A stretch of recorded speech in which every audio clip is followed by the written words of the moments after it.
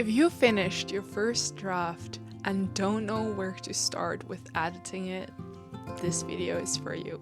1 month ago, I finished the first draft of my fancy project known as Djazar, and it has been an entire month of me figuring out how I'm gonna edit this messy first draft.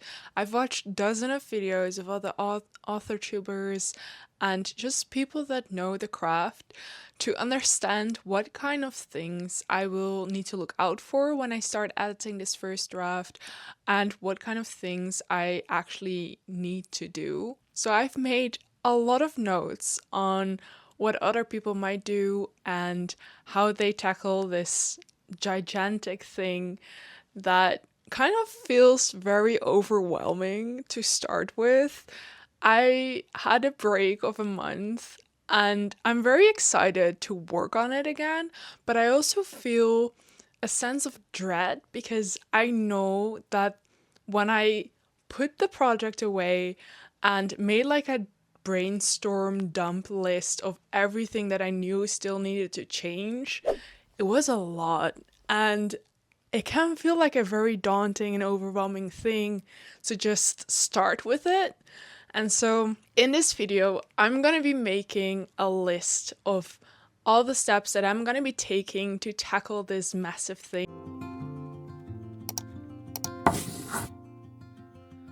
First things first, what kind of editing are we gonna be doing? Because I feel like when I started out, I didn't even know what kind of editing phases there were or like what types. And there are a few, but the one that is actually important for this step in the process is developmental editing. And this basically means that you're going to be working on streamlining your story and making it more impactful, making it more coherent. And you're basically looking at the plot and the characters for the most part of this phase. You're not going to be looking at line edits, you're not going to be grammatically making things correct in your story, and you're not going to look at the flow of your sentences. These are all steps that you're going to be doing later on in the revision phase, but right now the most important thing is that you're going to be working on the developmental stage. As I said, I took a break for a month before I'm gonna be starting with this editing. I've seen this in every video that I've watched, and it just means that you need to take time off and away from your project. In the meantime, you can still be writing, you can work on other projects or start a short story, but you can't be working on this specific novel or project because it means that you're too far into the story to actually see what is wrong with it or what needs to be improved. And so what I did is I took a break for a month, but there are people that only have to take off 2 weeks or others that take 3 or 4 months. So it really depends on what kind of writer you are and what kind of story you've created, but also how much you still remember of the story, because I feel like the first few chapters I've written so long ago that I know where they went and I know what they did in the story, but I don't know the specifics of it anymore. And I already didn't know that when I started with this break. So it really depends on how fast your process was as well, and how in depth you worked with your characters, your plot, and just the whole world building. So this really depends on you if it takes months or weeks. I think one of the best tips that I saw out there was that you should start working on other projects, because that's what I basically did. If you've seen one of my latest videos, it's about a new project that I started. It's more of a sci-fi dystopian novel instead of a fantasy, but it does have magic in it, and it's a different project, so I could shift my mindset from this one but still be busy with the craft and like writing, coming up with ideas, and just continue working in that flow, because otherwise you're kind of stagnant and you lose that rhythm that you had beforehand, Or at least that's how I felt before when I took little breaks in between. For example, in the summer, I kind of lose how easy it is to get into the story or get into coming up with things.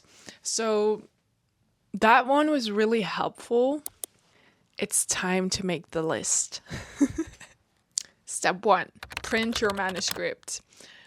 I know, that's a lot of pages. I know that once I have something on paper, it's so much easier to read it. You're not constantly squinting at a screen, that I've also been doing while I was writing the story. And it's easier to highlight or put notes in it, like little scribbles. So I feel like I would prefer having it on paper than a tablet or a laptop or anything like it. I've seen other people use e-readers as well, but I just don't like that it's even smaller than a laptop. So I personally wouldn't do that, but do whatever suits you. Step 2, the most dreaded part. Read the entire manuscript front to back. Like, I want to read it, but at the same time, I don't want to read it. It's a struggle. But we're gonna do it. Step 3, write down anything that I feel like isn't working. Anything about the scene itself, the plot, the characters, some things I was explaining, introspection, dialogue, anything that doesn't feel like it has impact or feels like it's out of place or is not coherent with the story, write it down. I'm gonna use a separate notebook that I'm gonna be taking notes in. Everything that I will see in this manuscript, on this paper, and I will write it down, highlight it, anything.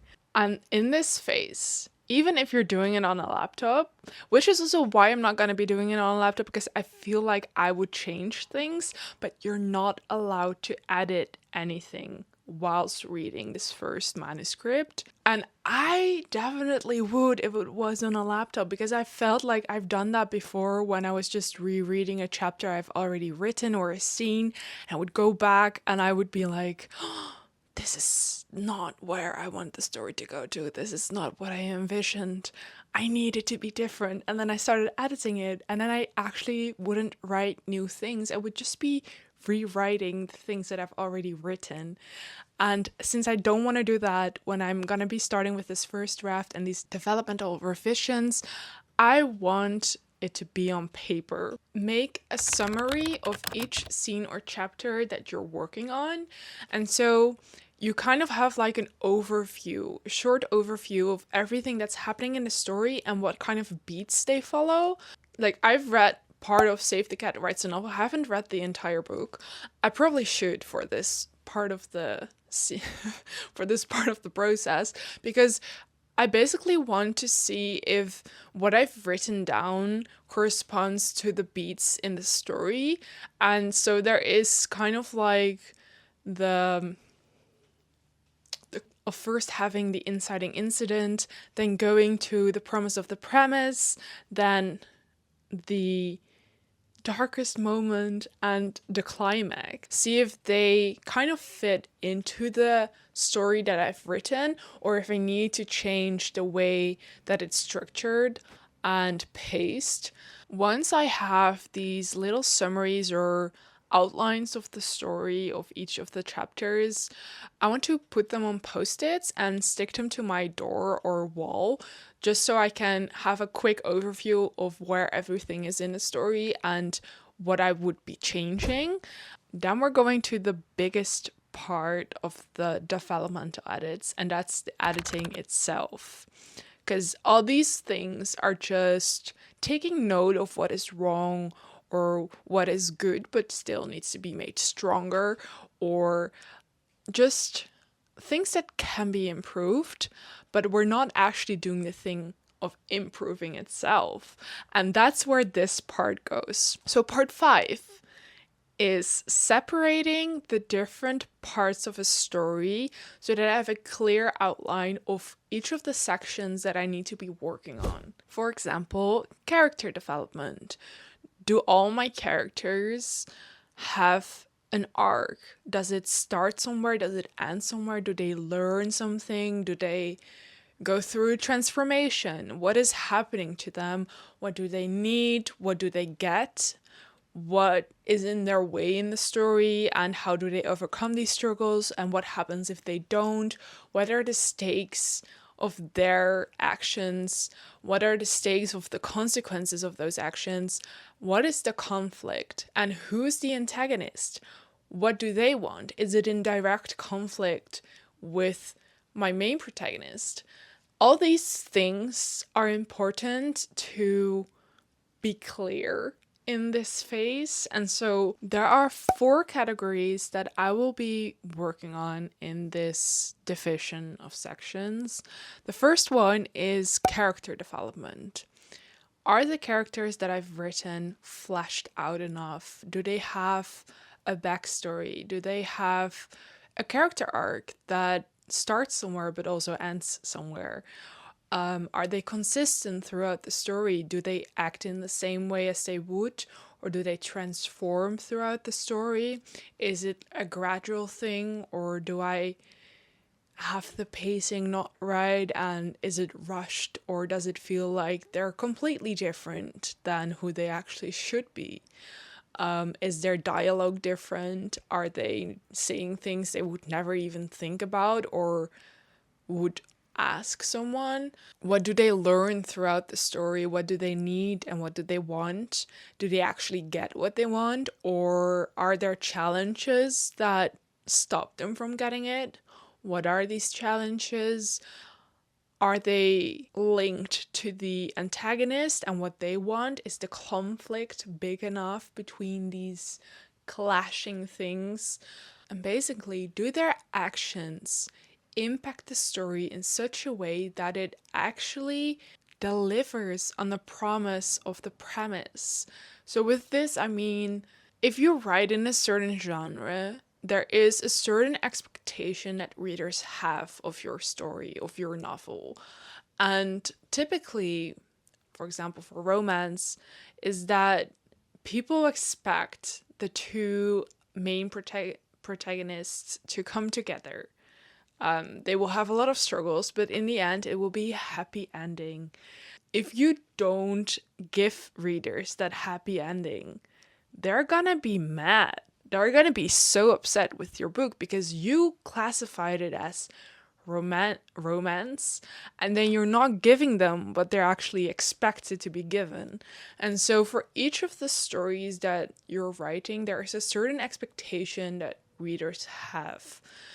And it's important that your characters follow and kind of adhere to this expectation. Sure, you can do things differently than all the other books in the genre that you're writing. If you can, that's great.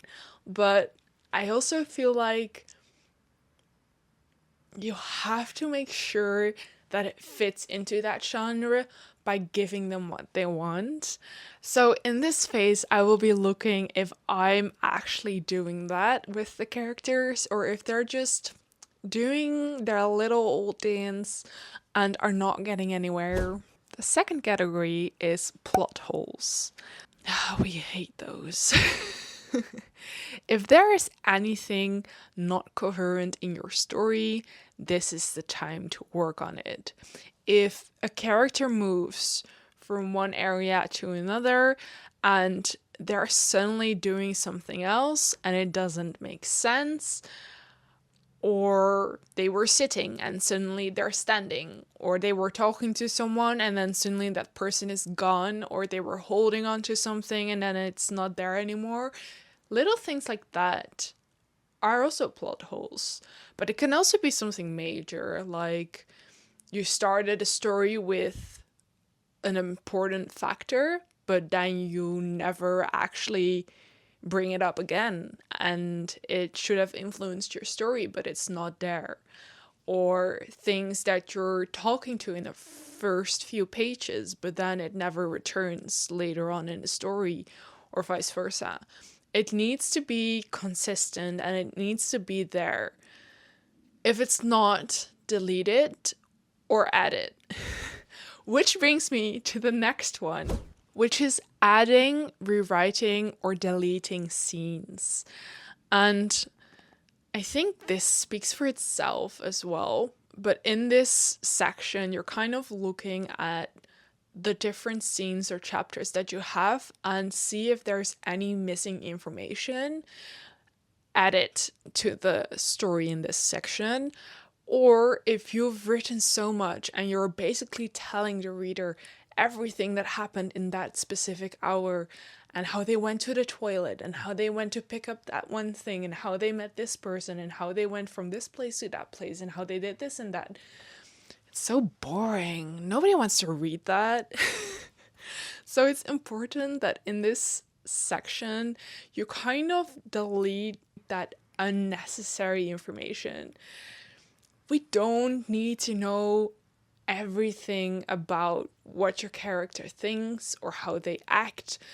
You need to understand that your reader is not dumb. They can think for themselves a lot of the times. You don't need to over-explain things. You don't need them to know everything about your world building or your magic system or how it all works.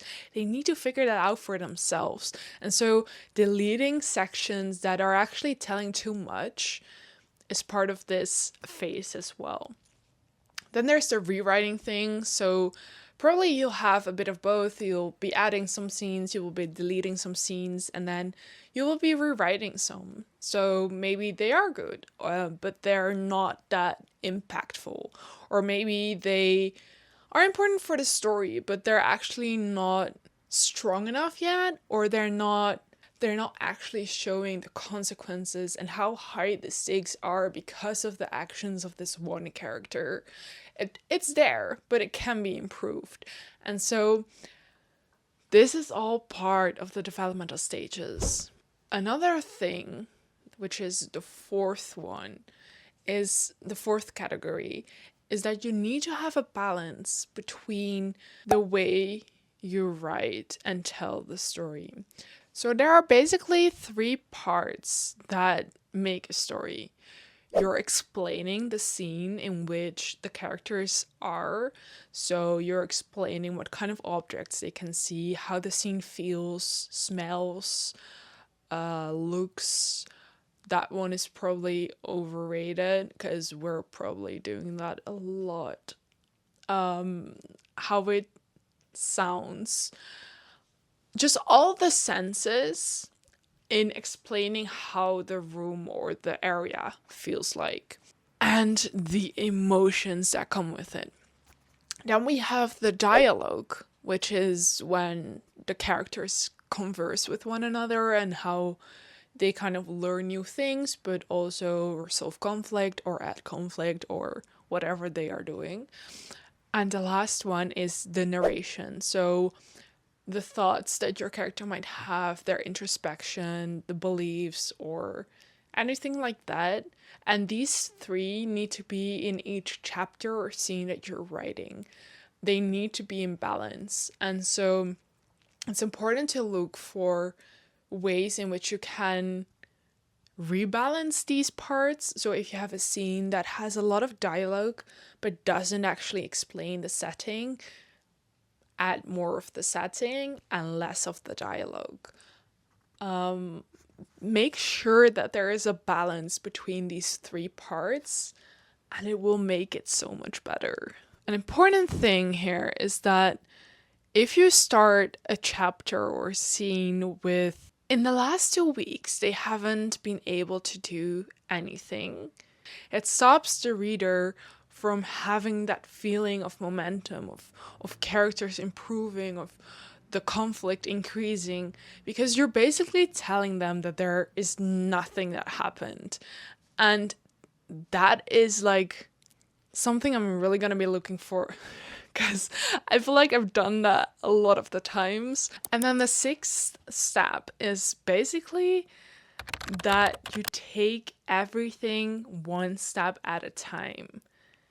One step at a time, because it's too much to do everything all at the same time. You're gonna be missing things, you're gonna be reading over them, and therefore it's important to take notes, to highlight things, to keep working on it and see the bigger picture first before you actually dive into the story and the little lines and the little scenes.